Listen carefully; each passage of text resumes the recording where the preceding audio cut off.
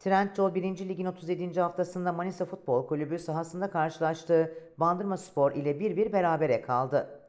Trendyol 1. Lig'in 37. haftasında Bandırmaspor deplasmanda Manisa Futbol Kulübü ile mücadele etti. Mücadelede 1-1'lik skorla Bandırmaspor puanını 61'e çıkarttı ve 6. sırada yer alıyor. 38. hafta Bandırmaspor kendi sahasında da Pendikspor ile karşılaşacak. Maçtan dakikalarda 42. dakikada ceza sahası içerisinde Yusuf'un pasında topla buluşan Fofana şutunda meşin yuvarlak kaleci akında kaldı. 49. dakikada Murat'ın ceza sahası içerisinden yaptığı sert vuruşta üst direkten dönen topa Paşao dokunuşunda meşin yuvarlak akında kaldı.